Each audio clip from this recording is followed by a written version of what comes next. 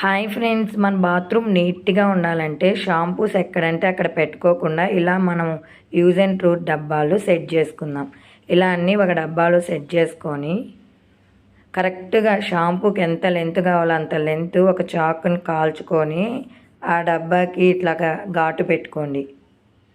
ఇలా షాంపూని లాక్కుంటే వచ్చేంత వరకే, మరీ ఎక్కువ పెట్టుకున్నామంటే ఊడొచ్చేస్తాయి. ఇలా డబ్బాకి అలా పెట్టుకొని డబల్ టేప్ ఉంటుంది కదా, ఆ డబల్ టేప్ని అంటించుకొని మనకి బాత్రూంలో ఎక్కడ కావాలో అక్కడ సెట్ చేసుకోవచ్చు. ఈ డబ్బా వచ్చి రౌండ్గా కట్ చేసుకొని ఇలా రౌండ్గా కట్ చేసుకొని పక్కన పెట్టుకోవాలి. దీనికి డబల్ టేప్ అంటించుకోండి.